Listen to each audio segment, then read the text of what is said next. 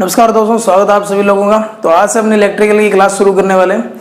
तो पहला जो चैप्टर रहेगा अपना वो रहेगा बेसिक इलेक्ट्रिसिटी। ठीक है, तो बेसिक इलेक्ट्रिसिटी के अंदर आज अपने देखेंगे कि इसके अंदर कौन कौन सी चीज़ें आती है। तो सबसे पहले मैं आपको ये बताऊंगा कि बेसिक इलेक्ट्रिसिटी के अंदर पढ़ने क्या क्या चीज़ें हैं। धारा पढ़ेंगे, वोल्टेज पढ़ेंगे, आवेश पढ़ेंगे, विभव, विभवांतर, ऊर्जा, पावर, ये जितना भी टॉपिक चलेगा ये सारा बेसिक इलेक्ट्रिसिटी का पार्ट है। और अब से अपनी जो क्लासें रहेगी जिसके अंदर अगर आपने आज की जो क्लास रहेगी जिसके अंदर केवल ओनली अपने क्या करेंगे, चार्ज के बारे में अध्ययन करेंगे, ताकि आपका बेसिक कंसेप्ट है चार्ज के बारे में वो सारा का सारा क्या हो क्लियर हो जाए। तो हमारा जो चैप्टर रहेगा वो रहेगा बेसिक इलेक्ट्रिसिटी रहेगा। तो बेसिक इलेक्ट्रिसिटी के अंदर देखो अपने क्या क्या चीज पढ़ने वाले हैं। पहला जो अपना चैप्टर रहेगा वो रहेगा चार्ज, और चार्ज के अंदर अपने क्या क्या चीज पढ़ेंगे। तो सबसे पहले इसके अंदर जो अपना चार्ज पार्ट रहेगा वो रहेगा इलेक्ट्रिक चार्ज, यानी कि आवेश होगा वो क्या होता है। और इसके अंदर देखो क्या क्या चीज पढ़ने वाले हमने। तो सबसे पहले चार्ज होता क्या है इसकी डेफिनेशन अपने पढ़ेंगे। फिर उसके बाद जो अपने पढ़ने वाले हैं चार्ज के ऊपर कि चार्ज होगा होता कितने टाइप्स का है। ठीक है, चार्ज के फार्मूले कौन कौन से हैं, चार्ज की यूनिट कौन कौन सी है।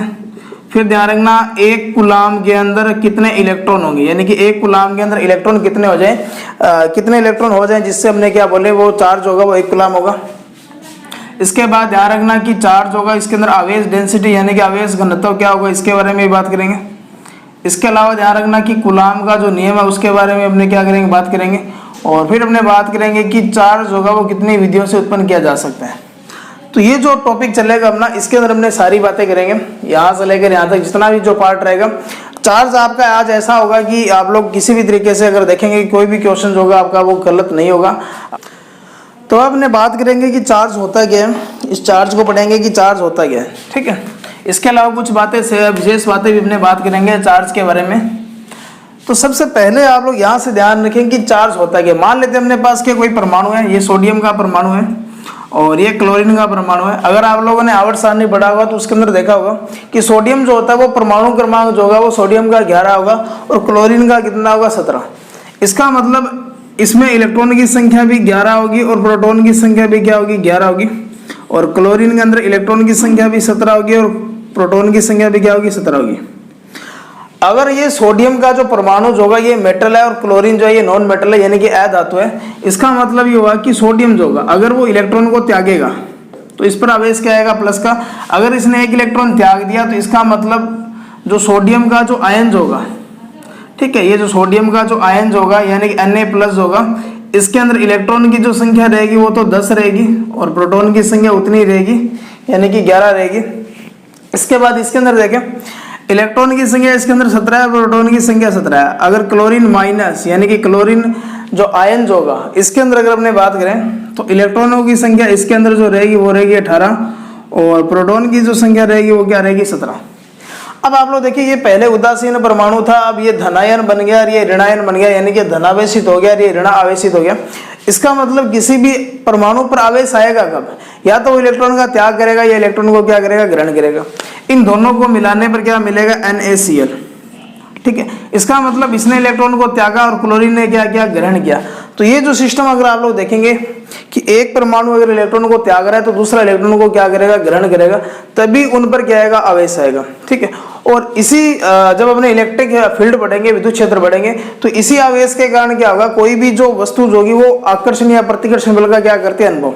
तो आवेश होता क्या है कि आवेश एक ऐसा प्रक्रिया या एक ऐसी चीज है जिसकी वजह से वो काम क्या करेगी, स्थिर विद्युत आकर्षण बलों का क्या करेगी या स्थिर विद्युत बलों का क्या करती है अनुभव करती है। तो ये इसकी चार्ज की क्या रहेगी डेफिनेशन रहेगी कि चार्ज होता क्या है। ठीक है, ये तो ये चार्ज की आप लोग डेफिनेशन रहेगी कि जिसकी वजह से कोई भी जो वस्तु जो होगी कोई भी जो परमाणु जो होगा वो आवेशित होगा। ठीक है, और वो काम क्या करेगा उस आकर्षण या विद्युत क्षेत्र में जब उसको रखेंगे तो आकर्षण या प्रतिकर्षण बल का क्या करेगा अनुभव करेगा। तो चार्ज के बाद में ध्यान रखना चार्ज का जो दूसरा नाम है इसको ध्यान रखना क्या बोलेंगे, इसको बोलेंगे क्वांटिटी ऑफ इलेक्ट्रिसिटी। यानी कि चार्ज का अगर दूसरा नाम अगर आपसे पूछा जाए, ठीक है, तो क्वांटिटी ऑफ इलेक्ट्रिसिटी बोलेंगे यानी कि इसको क्या बोलेंगे विद्युत की मात्रा, यानी कि क्या बोलेंगे विद्युत मात्रा बोलेंगे। अब यहां से ध्यान रखना कि चार्ज आएगा कब, या तो वो इलेक्ट्रॉन त्यागेगा या इलेक्ट्रॉन को क्या करेगा ग्रहण करेगा। लेकिन दूसरी बात आपको क्या याद रखनी है, इसका फार्मूला देखें, इसका फार्मूला अगर आप लोग देखेंगे यहाँ पर, ठीक है, तो फार्मूला देखेंगे तो यहाँ देखो इसको Q से लिखा जाता है। Q से इसलिए लिखा जाता है क्योंकि इसको बोला जाता है क्वांटिटी ऑफ इलेक्ट्रिसिटी, यानी कि विद्युत की मात्रा बोला जाता है। तो इसी कारण यहाँ इसका जो फार्मूले का जो सिंबल होगा आवेश का, वो क्या रहेगा, Q रहेगा। तो Q बराबर आपका यहाँ से क्या रहेगा, N इंटू E रहेगा, क्योंकि N आपका E मैंने अभी आपको बताया था कि जैसे इलेक्ट्रॉन को त्यागेगा, इलेक्ट्रॉन को ग्रहण करेगा, उसी वजह से इस पर क्या आएगा, चार्ज आएगा। तो N तो क्या रहेगा, इलेक्ट्रॉनों की संख्या रहेगी, N तो क्या रहेगा, इलेक्ट्रॉन की संख्या रहेगी, और E रहेगा इलेक्ट्रॉन पर क्या रहेगा, आवेश। ठीक है, अब आप लोग यहां से देखें, ठीक है, E जो होगा वो आवेश के लिए आएगा, इलेक्ट्रॉन है या प्रोटॉन है, कुछ भी हो सकता है। अब आप लोग यहां से देखें, अगर अपने पास देखें कि इलेक्ट्रॉन पर जो आवेश होगा, चार्ज अगर हमने बात करें, इलेक्ट्रॉन पर जो आवेश होगा वो 1.6 माइनस का आएगा इंटू 10⁻⁻6 कूलम होगा। इसी तरीके से प्रोटॉन पर अगर आवेश की अगर हमने बात करें तो वो आएगा प्लस 1.6 इंटू 10⁻19 कूलम होगा। और न्यूट्रॉन पर अगर आवेश की बात करें तो न्यूट्रॉन पर किसी भी प्रकार का आवेश नहीं होता। तो ये तीनों के तीनों मैंने आपको बताया, ये तीनों एक परमाणु का क्या है कि मौलिक कण होंगे, 3 मौलिक कण होते हैं एक परमाणु के अंदर। तो इलेक्ट्रॉन, प्रोटॉन और क्या रहेगा, न्यूट्रॉन। इसके अलावा ध्यान रखना, ये जो आवेश का जो निर्धारण किया था, ये अगर आपसे पूछा जाए तो मिलिकन ने किया था अपने तेल बूंद परीक्षण के अंदर। ठीक है, तो ये आपको यहाँ से याद रखना है कि इलेक्ट्रॉन पर आवेश का जो निर्धारण किसने किया था, तो ये मिलिकन ने किया था। किस परीक्षण में किया था, तो तेल बूंद परीक्षण में किया था। अब आप लोग यहाँ से देखें कि एक फार्मूला तो Q बराबर N इंटू E रहेगा, दूसरा फार्मूला आपने पढ़ा होगा I बराबर आपने पढ़ा होगा Q इंटू T। तो यहाँ से अगर आप लोग Q का मान निकालेंगे तो आपका जो फार्मूला बनेगा Q बराबर क्या रहेगा, I इंटू क्या रहेगा, T रहेगा। तो यहाँ से आपके क्या मिलते हैं, 2 फार्मूले बनते हैं। चार्ज के 2 फार्मूले याद रखेंगे, Q बराबर I इंटू T और Q बराबर N इंटू T। इसके अलावा जब आप लोग काम क्या पढ़ेंगे, कैपेसिटर पढ़ेंगे, तो Q बराबर आप लोग पढ़ेंगे C इंटू V। तो ये भी आप लोग याद रखें, ये आप लोग कैपेसिटर पढ़ेंगे जब उसमें अंदर पढ़ेंगे। तो Q बराबर N इंटू E भी होगा, Q बराबर I इंटू T होगा, Q बराबर C इंटू V भी होगा। तो ये 3 आपको यहाँ से क्या करना है, जो मेन इसके फार्मूले वो आपको याद रखना है। उसके बाद देखें आप लोग, अगर आपसे ये पूछा जाए कि एक कूलाम में इलेक्ट्रॉन की संख्या क्या होगी, ठीक है, तो एक कूलाम में अपने काम क्या करेंगे, इलेक्ट्रॉनों की संख्या देखेंगे। अब आपको पता है कि Q बराबर N इंटू E रहेगा। ठीक है, अब आपको पता है कि कूलाम कितना लेना है, 1 लेना है, N मेरे को निकालना है, और यहाँ जो चार्ज लूंगा वो 1.6 इंटू 10⁻⁻19 लेंगे। अब आपको N का मान निकालना है, तो N का मान निकालना है तो आप लोग N को यहाँ रखेंगे और 1 के पूरे ये डिवाइडेशन में चला जाएगा। अब ये पावर जो नीचे वाली है ऊपर जाएगी तो क्या होगी, प्लस की होगी। और 1 को मैं अगर 1.6 से डिवाइडेशन करूंगा तो 0.625 इंटू, और ये पावर माइनस के ऊपर जाएगी तो क्या बनेगी, प्लस की। तो इलेक्ट्रॉनों की संख्या अगर आपसे पूछा जाए तो एक कूलाम में कितनी रहेगी, वो रहेगी 0.625 इंटू 10 की पावर क्या रहेगी, 19 रहेगी। इसको अगर आप लोग और तरीके से भी लिख सकते हो, इसको आप लोग इस पावर को ऐसे तोड़ भी सकते हो, ऐसे, और ये दोनों का अगर बेस सेम होगा तो घातें जुड़ जाएगी, यहाँ 10 की पावर 1 मान सकते हो। तो ये 10 इसके साथ जो मल्टीप्लाई करेंगे तो ये आएगा आपका 6.25 इंटू 10 की पावर 18। तो एक कूलाम के अंदर आप लोग चार्ज इलेक्ट्रॉन याद रखेंगे, एक तो ये याद रखेंगे, दूसरा क्या सा याद रखेंगे, ये याद रखेंगे। तो यहाँ से आपको याद रखना है कि एक कूलाम में इलेक्ट्रॉनों की संख्या अगर आपसे पूछा जाए, ये काफी इंपॉर्टेंट टॉपिक है, ध्यान रखना यहाँ से। ठीक है, तो यहाँ फार्मूले याद रखेंगे, फिर एक कूलाम में इलेक्ट्रॉनों की संख्या कितनी होगी, फिर इलेक्ट्रॉन पर आवेश कितना होगा, प्रोटॉन पर कितना होगा, न्यूट्रॉन पर कितना होगा। उसके बाद देखें, तो यहाँ से ये बातें आपको याद रखनी है। फिर मैंने आपको एक बात बताई थी कि इलेक्ट्रॉन जो होगा आवेश के टाइप्स, यानी कि टाइप ऑफ चार्ज बढ़ेंगे। देखो चार्ज अभी मैंने बताया था कि 2 प्रकार का, या तो वो क्या होगा, पॉजिटिव चार्ज होगा, और या वो कौन सा होगा, नेगेटिव होगा, ऐसा ही होगा। ठीक है, तो अभी मैंने आपको बताया था कि जैसे सोडियम का परमाणु है, एक अपने पास क्लोरीन का परमाणु है। अगर सोडियम का परमाणु की बात करें तो उसने काम क्या किया था, इलेक्ट्रॉन को त्यागा, यानी कि परमाणु काम क्या करेगा, जब इलेक्ट्रॉन का क्या करेगा, त्याग। तो उस पर आवेश कौन सा आएगा, पॉजिटिव। और अभी आपने देखा था कि सोडियम के अंदर जैसे ही वो प्लस आयन में टूटा, क्योंकि Na प्लस था तो उसमें इलेक्ट्रॉनों की संख्या कितनी थी, 10, और प्रोटॉन की संख्या कितनी थी, 11। तो याद रखेंगे कि जो पॉजिटिव चार्ज होगा यानी कि धनायन जो होगा उसमें इलेक्ट्रॉन क्या रहेंगे, कम रहेंगे, और प्रोटॉन की संख्या क्या होगी, ज़्यादा होगी। दूसरी बात ध्यान रखना कि जो इलेक्ट्रॉन को त्याग सकते हैं यानी कि जो इलेक्ट्रॉन को त्यागने का गुण रखते हैं वो सारी की सारी क्या होती है, मेटल होती है। यानी कि इलेक्ट्रॉन त्यागने का जो गुण होगा वो किस में होगा, वो धातु में होगा। और धातु जितनी भी होती है वो क्या होगी, विद्युत की क्या होगी, चालक होगी।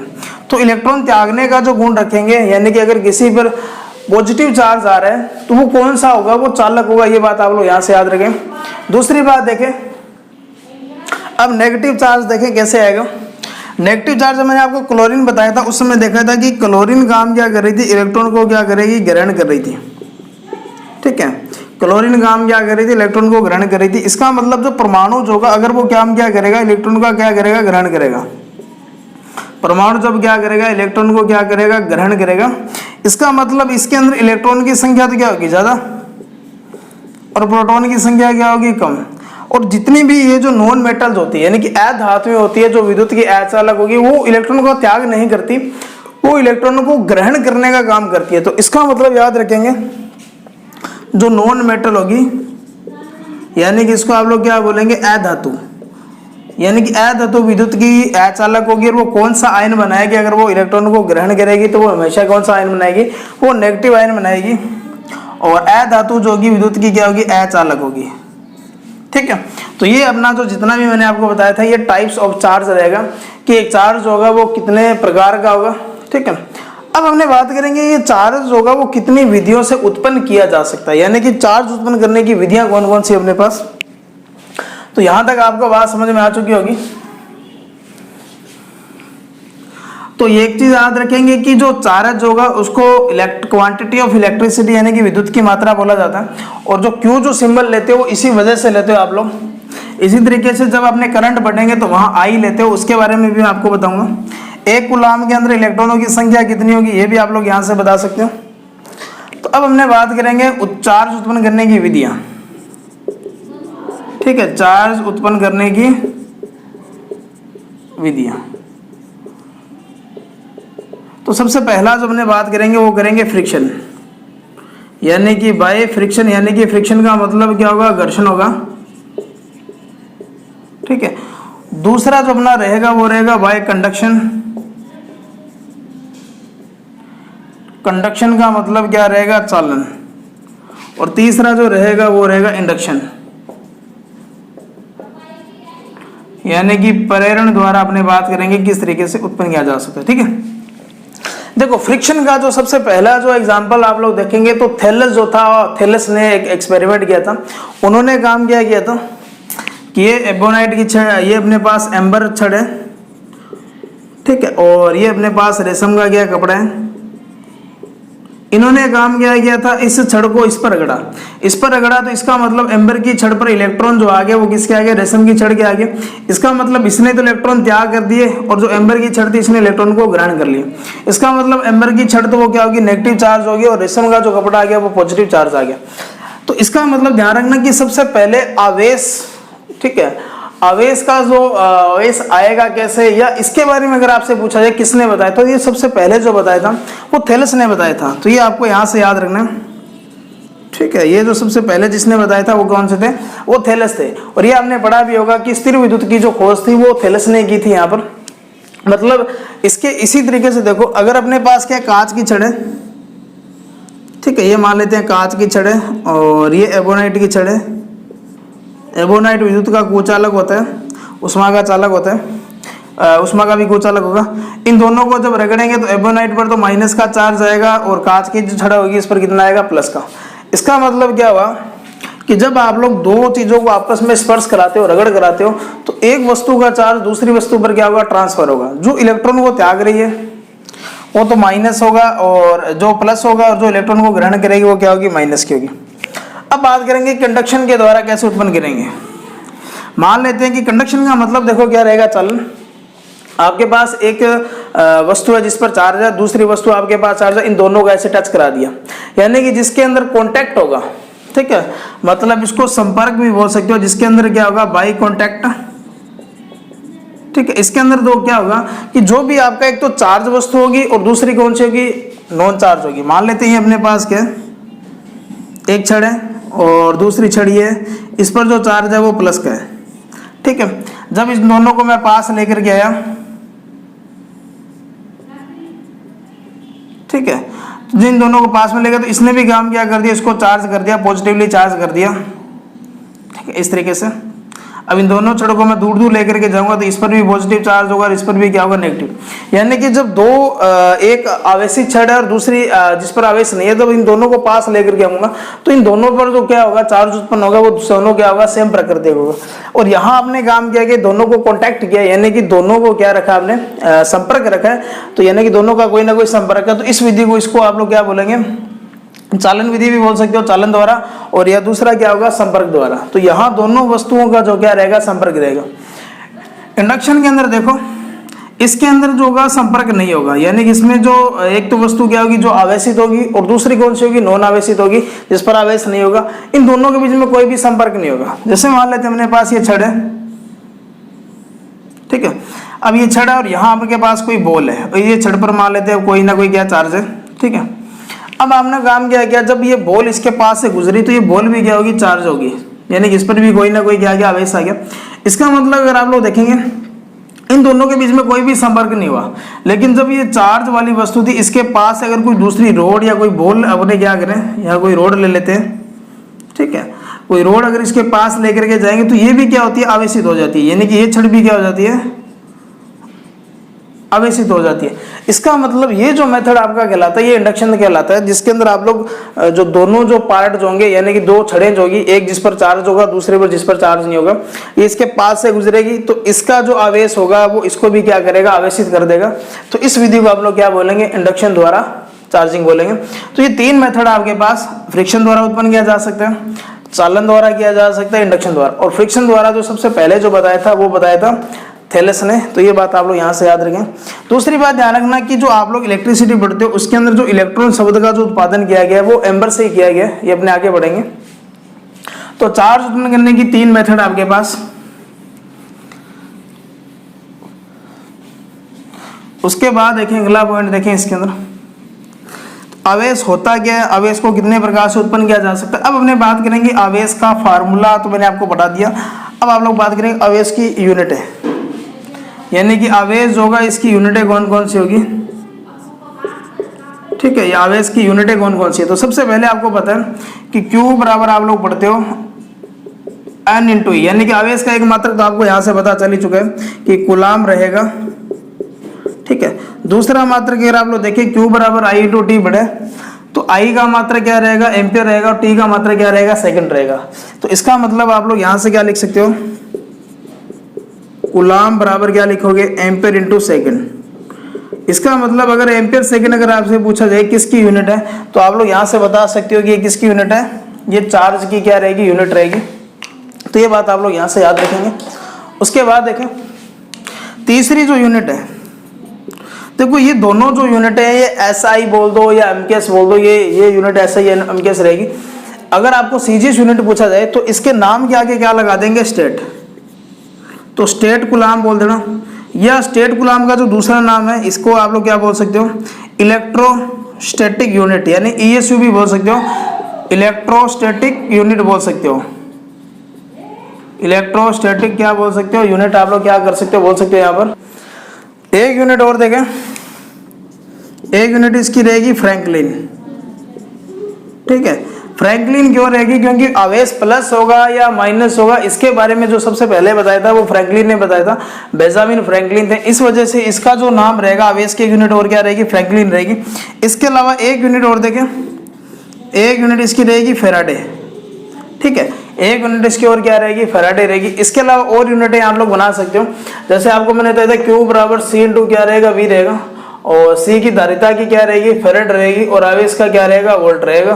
तो ये यूनिट भी आप लोग ऐसे बना सकते हो। ठीक है, तो ये भी थोड़ा सा याद रखें। यहाँ आपका क्या रहेगा, वोल्ट इंटू फैराड बोल दो, या फैराड इंटू क्या रहेगा, वोल्ट रहेगा। ठीक है, तो तो ये सारा का सारा आपको याद रखना। अब अपने बात करेंगे कि जो एसआई यूनिटें हैं और जो अपनी सीजीएस यूनिट है उन दोनों में रिलेशन क्या रहेगा।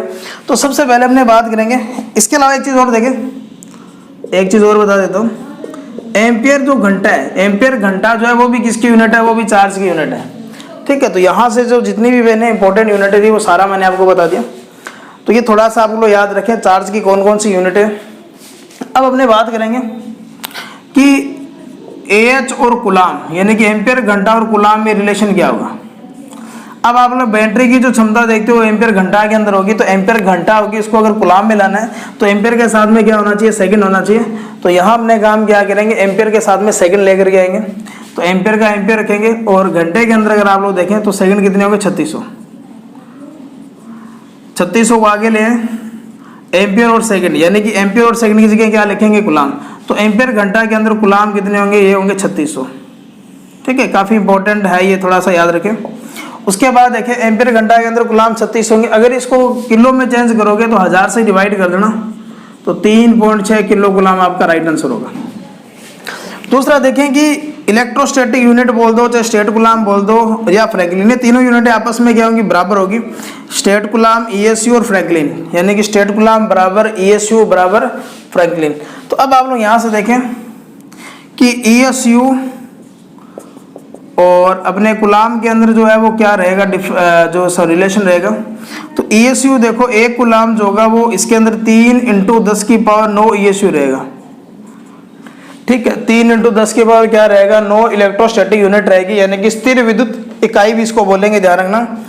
इलेक्ट्रोस्टैटिक यूनिट को क्या बोलेंगे, इसका मतलब क्या होगा, विद्युत होगा। स्टैटिक का स्थिर होगा, यूनिट का क्या रहेगा, इकाई।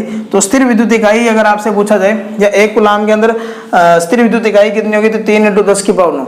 अब 10 की पावर जो 9 है इसको आप लोग मेगा गीगा भी लिख सकते हो, और या इसको क्या लिख सकते हो, बिलियन। ठीक है, तो यानी कि यहाँ से पूछा जा सकता है कि एक गुलाम के अंदर कितने गीगा स्टेट गुलाम होंगे या ईएसयू होंगे। तो यहाँ से याद रखेंगे 3, यानी कि एक गुलाम बराबर 3 गीगा ईएसयू लिख सकते हो, स्टेट गुलाम भी लिख सकते हो। गीगा लिखो तो गीगा, बिलियन लिखना चाहो तो बिलियन, क्योंकि 10 की पावर जो 9 जो होती है वो बिलियन होता है। इसके बाद देखें एक फेराडे बच गया अपने पास। ठीक है, गुलाम और फेराडे, यानी कि फेरेड नहीं है, थोड़ा सा ध्यान रखें, फेराडे और गुलाम के अंदर रिलेशन आपको बताना है। तो एक फेराडे जो होगा ये रहेगा आपका 96,500 गुलाम। तो ये थोड़ा सा याद रखें कि एक फेराडे के अंदर 96,500 गुलाम रहेंगे, तो 96,500 गुलाम रहेंगे। तो ये जितनी भी मैंने आपको यूनिटें बताई आपको लोग यहाँ से याद रखेंगे, गुलाम, एम्पियर सेकंड, स्टेट गुलाम, इलेक्ट्रोस्टैटिक यूनिट, फ्रैंकलिन, फेरेड वोल्ट। ये तो थोड़ा सा इंपॉर्टेंट नहीं है इतना, क्योंकि आप लोग फार्मूले से बता सकते हो। एम्पियर घंटा, फेराडे, ये थोड़ा सा याद रखेंगे। और ये जो क्वेश्चन है अभी आपकी जो लाइनमैन की परीक्षा थी उसके अंदर पूछा गया था, ये भी जो डीएमआरसी की 17 तारीख का जो एग्जाम हुआ था उसके अंदर आया था ये। और इसके अलावा ये एम्पियर सेकंड तो काफ़ी एग्जामों में पूछा जा सकता है गया है। और एम्पियर घंटा ये आपका क्वेश्चन आया था इसके अंदर, यूपीपीसीएल टेक्निकल ग्रेड 2 2015 के अंदर। सवाल क्या दिया गया था कि बैटरी की जो क्षमता का निर्धारण एच में किया जाता है, ये किसकी इकाई है, तो ये किसकी इकाई रहेगी, चार्ज की रहेगी। ठीक है, इसको नोट करें आप लोग। अब अपने जो बात करेंगे चार्ज के अंदर, ठीक है, अब अपना जो अगला पॉइंट रहेगा वो रहेगा इसके अंदर नियम कि दो आवेश है, उन दोनों आवेशों के बीच के अंदर आकर्षण बल काम करेगा या प्रतिकर्षण बल काम करेगा, तो उसके बारे में देखेंगे। ठीक है, तो अब अपना जो नियम रहेगा वो रहेगा कूलाम का नियम। कूलाम्स लॉ रहेगा। ठीक है, देखो कूलाम ने क्या बोला कि दो आवेश है, उन दोनों आवेशों के बीच में या तो प्रतिकर्षण बल काम करेगा या आकर्षण बल काम करेगा। तो ये आपको पता है कि अगर वो सेम आवेश है, यानी कि अगर वो क्या है, सेम चार्ज है, तो उन दोनों के बीच में कौन सा चार्ज होगा, कौन सा फोर्स लगेगा, वो लगेगा प्रतिकर्षण। यानी कि अपने पास ये आवेश हो गया और एक आवेश ये है। ठीक है, ये Q1 मान लेते हैं, इसको क्या मान लेते हैं, Q2 मान लेते हैं, और दोनों जो है वो r दूरी पर है। अब यहाँ से ध्यान रखना, ये r लिखो चाहे x लिखो चाहे d लिखो, अलग अलग बुक्स के अंदर इसका मान जो अलग अलग दिया गया। अगर ये प्लस होगा दोनों, अगर ये दोनों सेम चार्ज होगा यानी कि सजातीय चार्ज, सजातीय का मतलब क्या होगा, दोनों की जो जाती है वो सेम है, यानी कि दोनों पर आवेश क्या है, या तो प्लस का है या दोनों के ऊपर क्या आवेश है, माइनस का है। तो उस समय इन दोनों के बीच में जो फोर्स काम करेगा वो करेगा कौन सा, प्रतिकर्षण करेगा, रिपल्सन काम करेगा। और अगर इन दोनों पर आवेश क्या अलग अलग है तो उन दोनों के बीच में कौन सा काम करेगा, आकर्षण बल क्या करेगा, काम करेगा। तो ये जो आकर्षण या प्रतिकर्षण बल जो काम करेगा, कूलाम के नियमानुसार दो आवेशों के मध्य आकर्षण या प्रतिकर्षण बल होगा, वो दोनों आवेशों के तो गुणनफल के समानुपाती होगा, लेकिन इन दोनों के बीच की दूरी के वर्ग के व्युत्क्रमानुपाती होगा। अब इन दोनों को समीकरणों को अगर एक साथ लिखें तो आप लोग ऐसे लिखेंगे। अब आपको पता है इस समानुपाती का चिन्ह जब मैं हटाऊंगा तो यहाँ एक नई चीज आएगी जिसका मान होगा k। तो k बराबर k जो आएगा आपका इस तरीके से, तो ये कूलाम का नियम है, ठीक है। तो ये आप लोग यहाँ से याद रखेंगे, ये आपको जो दिया गया है कूलाम का नियम है। तो ये कूलाम का नियम रहेगा, F बराबर क्या रहेगा, k Q1 Q2 बटा में r²। अब यहाँ से ध्यान रखना ये जो नियतांक है इसका वैल्यू देखो, k जो रहेगा इसका जो मान आएगा 1/4 पाई एप्सिलॉन नॉट, और इसी तरीके से एप्सिलॉन नॉट जो होगा इसको क्या बोलते हैं, विद्युतशीलता बोलेंगे इसको, और इसका जो मान होगा परमिटिविटी बोला जाता है एप्सिलॉन को। तो R185 × 10⁻12 फैराड प्रति मीटर। तो यहाँ से आपको याद रखना है जो एप्सिलॉन नॉट होगा, जब आप लोग कैपेसिटर पढ़ेंगे उसके अंदर भी इस चीज़ को पढ़ेंगे, तो इसकी जो वैल्यू जो होगी वो ये रहेगी। अब यहाँ से ध्यान रखना कि ये हवा या निर्वात की क्या रहेगी, परमिटिविटी रहेगी या विद्युतशीलता रहेगी, ठीक है, विद्युतशीलता रहेगी। अब आप लोग काम क्या करेंगे, 4 को यहाँ ही छोड़ेंगे, पाई का मान 3/14 रखेंगे, एप्सिलॉन का ये मान रखेंगे। जब इसको पूरा कैलकुलेट करेंगे तो आपकी जो वैल्यू आएगी वो 9 × 10 की पावर क्या आएगी, 9 आएगी। अब आप लोग ध्यान रखना इस k का मान, अगर इसका मात्रक अगर आपसे पूछा जाए तो इस k को आप लोग यहीं छोड़ दो, ये F जो r का स्क्वायर होगा F के गुणा में चला जाएगा, और ये Q1 और Q2 नीचे आ जाएगा, ठीक है। इसका मतलब F जो लेंगे वो न्यूटन में लेंगे, दूरी जो लेंगे मीटर होगा तो r का स्क्वायर है तो मीटर का स्क्वायर हो जाएगा, और नीचे कूलाम इंटू कूलाम करेंगे तो कूलाम का क्या आ जाएगा, स्क्वायर आ जाएगा। तो k की जो वैल्यू होगी वो 9 × 10⁻9 न्यूटन मीटर स्क्वायर प्रति सेमी कूलाम स्क्वायर रहेगी, ठीक है। यहाँ से ये बात याद रखें। इसके अलावा एक चीज़ और देखें कि अगर आपसे ये पूछा जाए कि ये जो कूलाम का जो नियम है ये किस नियम के साथ क्या करता है, संबंध रखता है, तो आप लोगों ने पढ़ा होगा गुरुत्वाकर्षण का नियम, F बराबर जो होगा वो G m1 बटा में m2 बटा में r का स्क्वायर, ठीक है। इसका मतलब ये जो गुरुत्वाकर्षण का जो नियम है, यहाँ दो वस्तुओं के द्रव्यमान होंगे और ये गुरुत्वीय नियतांक होगा जिसका मान 6.67 × 10⁻−11, ठीक है, न्यूटन मीटर स्क्वायर प्रति केजी स्क्वायर रहेगी। इसके अलावा ध्यान रखना ये जो है मान आपका और ये जो नियम है, इन दोनों नियमों में देखो बिल्कुल समानता सी है यहाँ पर, इसलिए ध्यान रखना कि ये सवाल अगर आप पूछा जाए, ये सवाल आपसे पूछा गया था, इंस्ट्रक्टर का एग्जाम हुआ था अभी ITI के अंदर, उसके अंदर ये पूछा कि कूलाम का जो नियम है वो किस नियम के साथ क्या करता है, निकटता रखता है, ठीक है। तो यहाँ से आपका याद रखना है कि कूलाम का नियम गुरुत्वाकर्षण के नियम के साथ में क्या रखता है, निकटता रखता है। फिर एक चीज़ और देखें, यहाँ देखें ये तो r का जो स्क्वायर है, ठीक है, और यहाँ क्या है, ये फोर्स है, तो ये r का स्क्वायर और फोर्स है, ये दूसरे क्या चल रहे हैं, एंटी चल रहे हैं। इसका मतलब इसको क्या बोलेंगे, व्युत्क्रम वर्ग का नियम, क्योंकि वर्ग है r का स्क्वायर और इसके क्या चल रहा है, एंटी प्रोपोर्शनल चल रहा है, तो इसको बोलेंगे इनवर्स स्क्वायर लॉ, यानी कि व्युत्क्रम वर्ग का नियम भी बोला जाता है कूलाम के नियम को। तो ये बात आप लोग यहाँ से क्या करेंगे, याद रखेंगे। इसके अलावा आवेश की प्रॉपर्टी अगर आपसे पूछा जाए तो दो समान आवेशों के मध्य जो फोर्स होगा वो लगेगा प्रतिकर्षण, और दो विपरीत आवेशों के मध्य कौन सा लगेगा, आकर्षण बल लगेगा, ठीक है। तो ये तो था कूलाम। इसके बाद देखें आवेश के बारे में कुछ 2-3 बातें वहाँ और बताता हूँ आपको, नोट डाल के याद रखें। सबसे पहले मैंने आपको बताया था कि थेल्सिज़ जिन्होंने काम किया था, एम्बर की जो छड़ थी उसको रेशम के कपड़े पर रगड़ा, जिस वजह से वस्तु क्या हुई थी, आवेशित हुई थी। तो यानी कि वस्तु को आवेशित करने के बारे में, यानी कि वस्तुओं को आवेशित, ठीक है, सबसे पहले अगर किसने किया था, तो अगर आपसे पूछा जाए तो आवेशित सर्वप्रथम किसने किया था, वो किया था थेलेस ने। और जो स्थिर विद्युत की खोज की थी वो थेलेस ने की थी, वो यहीं से इन्होंने खोज की थी। दूसरी बात क्या याद रखें कि आवेश होगा वो धन होगा, ऋण होगा, यानी पॉजिटिव होगा या नेगेटिव होगा। इसके बारे में जो इन्होंने की थी, वो जिन्होंने बताया था धन होगा या ऋण होगा आवेश के बारे में, वो थे बेंजामिन फ्रैंकलिन, ठीक है, बेंजामिन क्या थे, फ्रैंकलिन थे। तो ये आप लोग यहाँ से याद रखेंगे।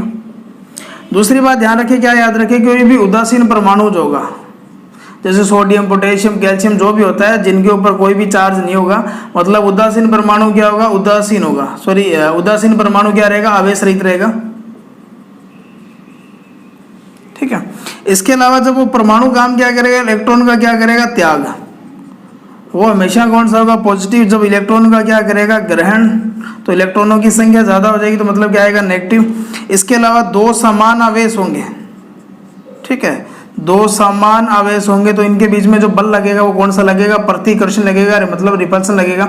और दो अगर असमान फोर्स है, ठीक है, दो असमान आवेश है, फोर्स नहीं आवेश, तो इन दोनों के बीच में कौन सा लगेगा, आकर्षण यानी कि अट्रैक्शन फोर्स लगेगा। ठीक है, तो ये बात आप लोग यहाँ से क्या करेंगे, याद रखेंगे। तो ये इतनी बातें मैंने आपको बताई है, याद रखेंगे आप लोग, एग्जाम के पॉइंट ऑफ व्यू से काफ़ी इंपॉर्टेंट है। ठीक है, एक चीज़ और देखें, एक चीज़ और आती है जिसको बोलते हैं आवेश घनत्व, यानी कि आवेश घनत्व, चार्ज डेंसिटी बोलेंगे। ठीक है, सिग्मा बराबर होगा Q/A। इसका मतलब क्या होगा कि इकाई क्षेत्रफल के अंदर जो आवेश की मात्रा होगी वो उसको क्या बोलेंगे, आवेश घनत्व बोलेंगे। अगला जो चैप्टर अपना रहेगा जिसके अंदर धारा घनत्व पढ़ेंगे, फिर अपने आवेश फ्लक्स घनत्व भी आपने पढ़ा होगा। फ्लक्स घनत्व आपने पढ़ा होगा, B बराबर क्या रहेगा, φ/A रहेगा, मतलब इकाई क्षेत्रफल के अंदर जो फ्लक्स की मात्रा होगी वो क्या कहलाता है, फ्लक्स घनत्व। तो इसकी डेफिनेशन अगर आप लोग लिखेंगे तो इकाई क्षेत्रफल के अंदर फ्लक्स की जो मात्रा होगी, आवेश की जो मात्रा होगी उसको क्या बोलेंगे, आवेश घनत्व। और इसका फार्मूला याद रखना। इसके अलावा इसकी यूनिट अगर आपसे पूछा जाए, चार्ज की यूनिट क्या रहेगी, कूलाम रहेगी, और एरिया की क्या रहेगी, मीटर स्क्वायर है तो मीटर स्क्वायर, अगर सेमी दिया तो सेमी, लेकिन अगर SI या CG के अकॉर्डिंग पूछा जाए तो ये मीटर में लेना पड़ेगा।